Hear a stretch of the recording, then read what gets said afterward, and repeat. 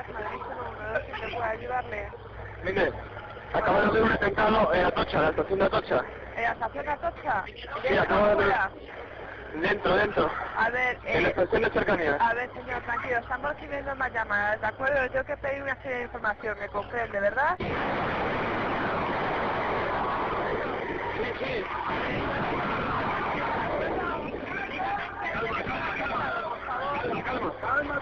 Señor, aléjese y hable conmigo, por favor. Sí, mire, sigue habiendo atentados ahora mismo. Vamos, a ver, ¿hay cuánta gente hay herida? ¿Cuántos? Mire, no le puedo decir. No le puedo decir. No le puedo decir porque estamos saliendo, porque no nos podemos quedar aquí, porque están habiendo atentados en los alcenes ahora mismo. ¿En los andenes? Sí, justo en los trenes, en las llegadas de los trenes. De acuerdo, señor. Ya está alertado el servicio, ¿de acuerdo, caballero? De acuerdo. Ya está alertado todo.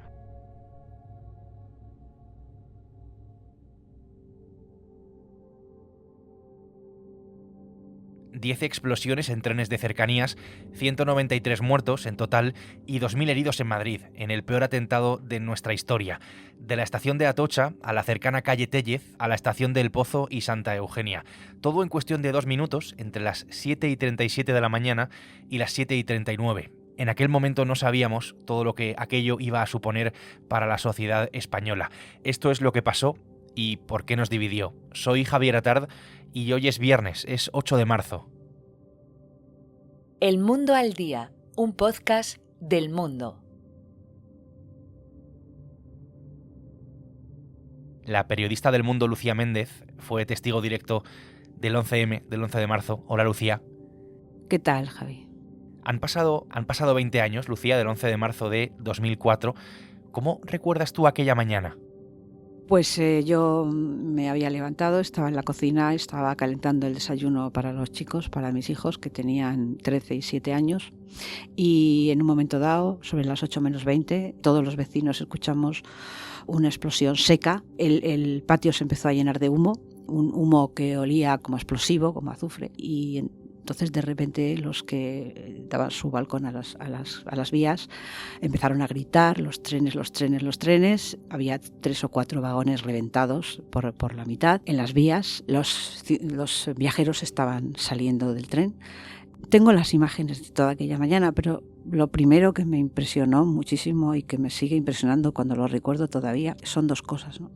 La primera, que yo como periodista lo primero que hice fue llamar a la radio para contar lo que estaba viendo, y sin embargo mis vecinos, que no son periodistas, lo primero que hicieron fue saltar la valla con mantas y con botellas de agua para auxiliar a los heridos.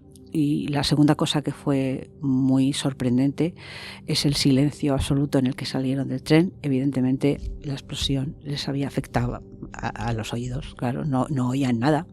Literalmente parecían salir de otro mundo, que es de donde venían realmente. En ese momento, en los primeros momentos, no se apreciaba muy bien cuáles eran los daños de todo. Se apreciaban, sí, algunos cadáveres en el suelo. Hay otro recuerdo que tengo de cuando salían las personas del vagón. La gente lo que hacía en un primer momento era salir, y cuando se cruzaban con los heridos que estaban ahí, lo que hacían era ponerle una mochila o un jersey debajo de la cabeza, como queriendo acunarles, ¿no? en una cama.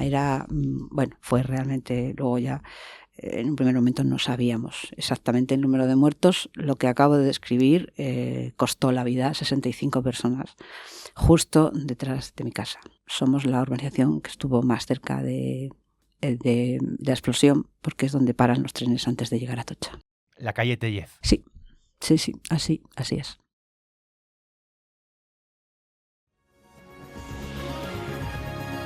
Se han producido varias explosiones, al parecer de manera simultánea. Lucía, buena parte de la sociedad española no vivió el atentado de una manera, digamos, muy consciente, por la edad que tenía entonces.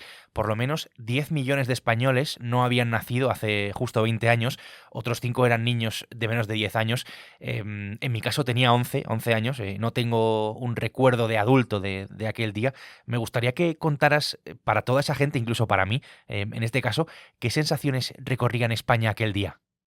Bueno, yo creo que lo más importante es que la gente de las nuevas generaciones sepan que aquellos días fueron los días de máximo dolor, de máxima tristeza y de máximo duelo que ha vivido este país desde la Guerra Civil. Había un dolor que yo como periodista creí que no podíamos reflejar los medios de comunicación. Era tan brutal el acontecimiento que no teníamos palabras suficientes como para llevarlas al ánimo de las personas. Las imágenes que todos estuvimos viendo eran imágenes insoportables. Los detalles que se contaban eran detalles insoportables. Lo que también tienen que saber es que para conocer su país es que, contrariamente a lo que sucedió con el 11S en Estados Unidos, en cuyo atentado el pueblo americano lloró junto, todos los americanos lloraron juntos, salieron a la calle a llorar juntos, salieron a la calle a hacer el duelo codo con codo. Aquí sucedió lo contrario. Aquí el duelo dividió, el trauma dividió, la gente lloró por separado y eso fue, evidentemente, porque ese atentado sucedió el jueves anterior a la convocatoria, a la celebración de unas elecciones generales que eran el domingo.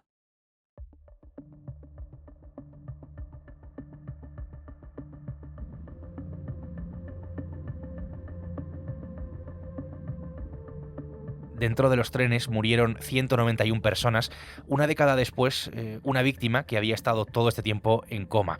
Eso hacen 193 porque días después del atentado, 3 semanas, 7 terroristas relacionados con el atentado se inmolaron en un piso de Leganés, matando a un geo cuando la policía intentaba entrar en la vivienda en la que estaban. Quiero que recordemos lo que pasó, me parece también importante lo que pasó exactamente el 11M. Manuel Marraco es periodista de Tribunales del Mundo. Hola, Manuel. Hola, ¿qué tal? Manuel, expliquemos quién estuvo detrás del atentado. ¿Fue exactamente Al-Qaeda? La sentencia atribuye el atentado al yihadismo, porque las dudas iniciales que llevaban a ETA se disolvieron rápidamente conforme avanzaba la investigación. Pero lo cierto es que no hay un hilo directo a la cúpula de Al-Qaeda, ni en la sentencia primera de la Audiencia Nacional ni en la del Tribunal Supremo posterior. El Alto Tribunal sostuvo que los autores del atentado tenían, abro comillas, dependencia ideológica de Al-Qaeda, pero sin que se apreciara, y de nuevo son esto comillas, relación alguna de carácter jerárquico con otros grupos u otros dirigentes de Al-Qaeda. Así que, efectivamente, fue un ataque islamista, pero no podemos precisar más. Después de todo el proceso judicial, ¿quiénes acabaron siendo condenados? Bueno, en esta investigación mastodóntica llegó a haber 116 imputados. Al banquillo de la Audiencia Nacional llegaron 29 y salieron condenados 21. Luego la sentencia se revisó por el Tribunal Supremo y finalmente la cifra de condenados quedó en 18.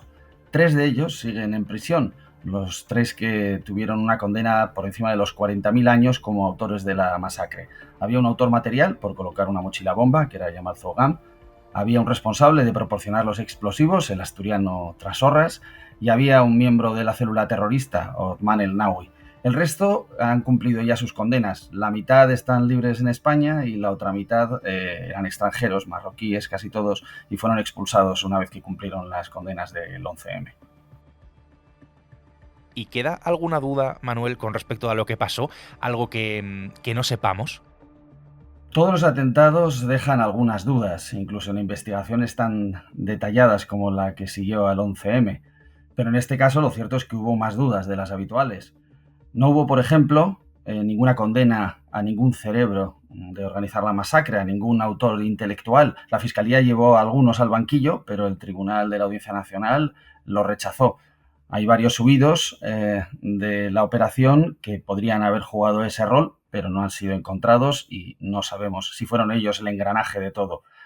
Hubo también dudas en los inicios e incluso hasta el final de la investigación sobre el arma empleada, es decir, sobre los explosivos. Los primeros análisis fueron un poco chapuceros y los últimos, que ya se hicieron como debían haberse hecho, no cuadraban muy bien con la versión policial. Así que sí, 20 años después seguimos teniendo algunas dudas sobre el 11M. Esto es lo que sabemos y esto es también lo que no sabemos de lo que pasó el 11M. Manuel, gracias. Encantado. Si hacemos algo de memoria, este es el típico día, ¿no?, que todo el mundo recuerda dónde estaba y qué estaba haciendo. El 11M de 2004 era jueves. 3 días más tarde había convocadas unas elecciones generales. Aznar iba a dejar el poder después de 8 años y una última parte de la segunda legislatura bastante convulsa. Rajoy era el candidato del Partido Popular, Zapatero era el candidato del PSOE, y el resto es historia, un vuelco electoral. Todo lo que pasó alrededor del atentado fue bastante traumático, yo creo que podríamos decirlo así. Por supuesto, las víctimas, los heridos, eso es absolutamente lo más importante. Pero también está ahí la utilización política, el querer apuntar hacia una autoría, las alusiones a ETA, las distintas teorías de la conspiración, el España no merece un gobierno que le mienta, el cerco a las sedes del Partido Popular, el buscar un responsable más allá de los propios autores de la masacre. ¿Por qué todo lo que ocurrió, Lucía, en torno al 11M fue tan traumático? Pues fue tan traumático porque esto sucedió un jueves y la campaña electoral se cerraba el viernes, porque había una previsión de que siguiera gobernando el Partido Popular y porque ganó el Partido Socialista. También hay que contextualizar, cada uno tendrá su versión de los acontecimientos. Yo desde ese día tengo idéntica versión.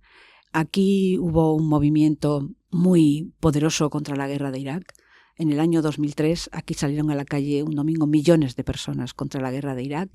En aquel entonces el presidente del gobierno era José María Aznar. Los ciudadanos le dijeron que no querían ir a esa guerra, que no querían apoyar esa guerra, y él siguió diciendo que eso era bueno para el país. En esa campaña electoral la guerra volvió a nuestros portales, la guerra volvió a nuestras calles, y el espíritu pacifista fue lo que tomó la calle, y fue la razón por la que los ciudadanos le dieron la espalda al Partido Popular, al margen de que haya pasado la historia el tema de la mentira, ¿no?, de que el gobierno intentó hacer creer que había sido ETA cuando realmente ya se sabía que no había sido eso.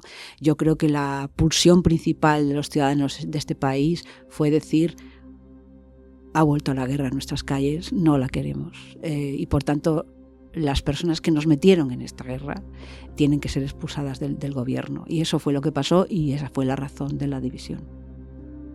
Quiero sumar otra voz a este análisis, la de Jaime Rodríguez, que es el jefe de la sección de Madrid y El Mundo, de Gran Madrid. Hola Jaime, ¿qué tal?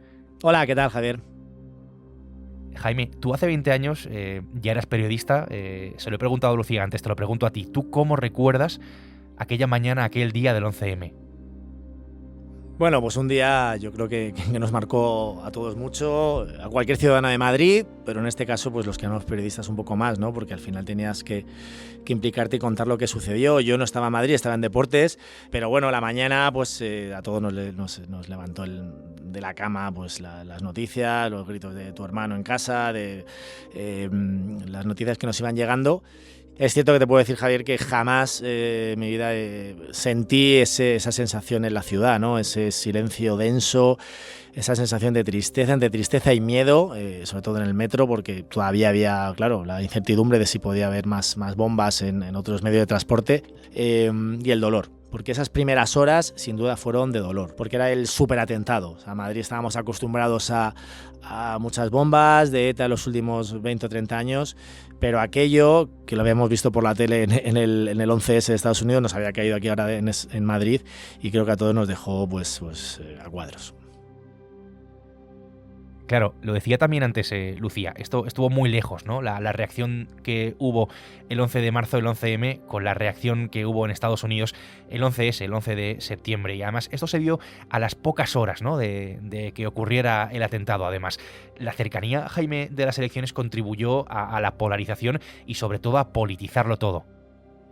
Porque estábamos en vísperas de unas elecciones. Yo creo que el gran problema del 11M es que a la hora del atentado tenían que haberse suspendido las elecciones. Yo creo que en cualquier otro país se hubieran suspendido las elecciones. No se puede votar con 191 muertos por enterrar, sobre todo cuando hay un elemento político, alguna motivación, porque podía ser por el tema de la vinculación con la guerra, o no sabía si era ETA, si no era ETA. Pero sí que las elecciones siguieron adelante. Pues entramos en una deriva realmente desquiciante, ¿no? Y yo creo que por ahí se empezó a quebrar el 11M, y de aquello queda este recuerdo bastante amargo, yo creo que el 11M en toda España, de un atentado que, además del dolor por las casi 200 víctimas, pues esa división que generó, por no haberlo gestionado ni una España ni la otra de la manera, yo creo que honesta y leal que se tenía que haber hecho, porque por un lado, pues es obvio que el PP intentó estirar la idea de que era ETA pues lo máximo que pudo, que fue menos de lo que quedó en el imaginario popular, porque a las pocas horas hubo detenciones de islamistas,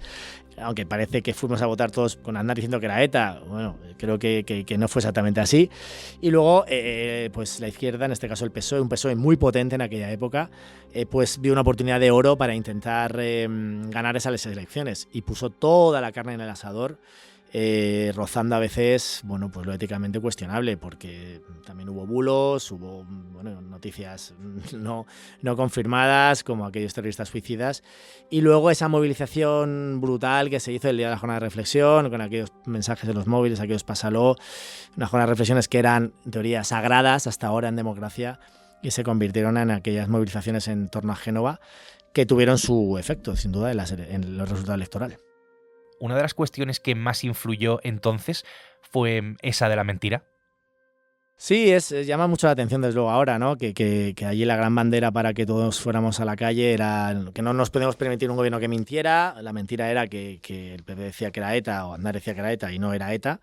Y aquella mentira movilizó muchísimo a la gente hasta el punto de cambiar el resultado electoral. Esto que ahora no penaliza, en aquel momento la mentira provocó que se tumbara un gobierno. Entonces esa es la gran diferencia en estos 20 años de un atentado que marcó la vida de España y que cambió la política por completo, porque de ahí, bueno, pues yo creo que se cambió el paso y muchas situaciones actuales vienen de allí. Lucía, has explicado por qué fue tan traumático todo lo que pasó alrededor del 11M. Aquí hay una consecuencia, y es que ese atentado no forma parte de la conversación, me da a mí esa impresión. No se recuerda asiduamente, no está presente todo lo que debería, ¿no?, en la memoria colectiva de los ciudadanos. ¿Consideras que que es un atentado olvidado? Sin duda, yo siempre he dicho que el hecho de que fuera divisivo, el hecho de que la sociedad no pudiera llorar junta, todos unidos, lo que provocó es que las víctimas del 11M siempre han sido, en relación con las víctimas de ETA, víctimas de segunda clase. Lo digo, lo sostengo, y en los últimos meses he asistido, porque yo todos los días recorro los escenarios del atentado, todos los días, cada día de los 20 años, nunca jamás me he olvidado de él porque vivo allí. La realidad es que, bueno, se ha desmontado un monumento, que fuera bonito o feo, era efectivamente el monumento que representaba a las 190 y tantas personas que murieron, y que esto creo que no hubiera pasado de ninguna manera si hubiera sido un monumento de cualquier atentado de ETA. No lo hubiéramos permitido, y sin embargo esto realmente pues lo hemos permitido, y bueno, y no digo nada porque las asociaciones víctimas también han estado de acuerdo, pero creo que es un símbolo de que efectivamente estas víctimas no son iguales que las del terrorismo, digamos, que hemos sufrido durante 40 años, que es el terrorismo de ETA. Esta historia tan complicada, es lo que pasó el 11M, y por todas estas cuestiones nos dividió tanto este atentado como sociedad. Estos son dos análisis de lo que ocurrió hace ahora justo 20 años. Lucía, te agradezco mucho esta conversación, entiendo que no es fácil, pero gracias, muchas gracias. Gracias a ti. Jaime, lo mismo digo, gracias. Un placer, Javier.